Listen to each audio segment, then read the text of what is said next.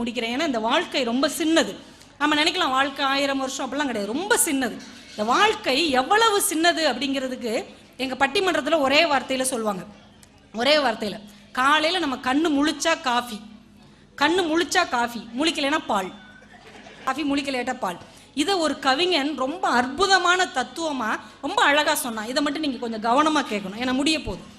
ஒரே ஒரு விஷயம் தான், அந்த வாழ்க்கை எப்படிப்பட்டதுங்கிறத ரொம்ப அழகாக சொன்னான்.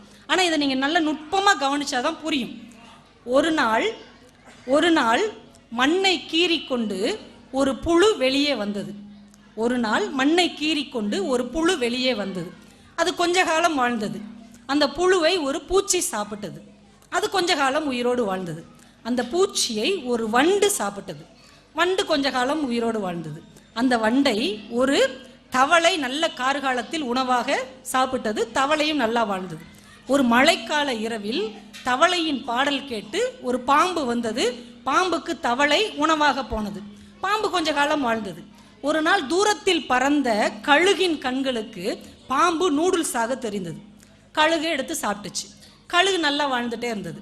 திடீர்னு ஒரு நாள் ஒரு வேடனின் குறி தவறாத அம்புக்கு கழுகு பலியாகி கீழே விழுந்தது. வேடன் கழுகு எடுத்துட்டு போய் மனைவிட்ட கொடுத்தான். இன்னைக்கு நம்ம வீட்டில் கழுகு 65 அவ செஞ்சு கொடுத்தா. வேடன் சாப்பிட்டான். அவனும் ரொம்ப நாள் நிம்மதியாக வாழ்ந்தான். ஒரு நாள் வேடன் இறந்து போனான். அவனை குழியை தோண்டி புதைத்து வைத்தார்கள். ஒரு நாள் மண்ணை கீறிக்கொண்டு ஒரு புழு வெளியே வந்தது. ஒரு நாள் மண்ணை கீறிக்கொண்டு ஒரு புழு வெளியே வந்தது. அவ்வளவுதான். நம்முடைய மனித வாழ்க்கை ஒரு புழுவிலிருந்து தொடங்குறது, ஒரு புழுவிலேயே முடிஞ்சிருச்சு. இவ்வளவு சின்ன குறுகிய ஒரு வாழ்க்கைக்குள் வாழ்ந்து கொண்டிருக்கிற நாம் மனதை கொஞ்சம் விசாலமாக வைத்து மனிதர்கள், அன்பு, சமூக அக்கறை என்கின்ற ஒரு ஒற்றுமையான பாதையில் குழந்தைகளையும் வளர்த்து நம்முடைய மனதையும் லேசாக வைத்து கொண்டால் வாழ்க்கை மிக இலகுவாக இருக்கும். சுமையா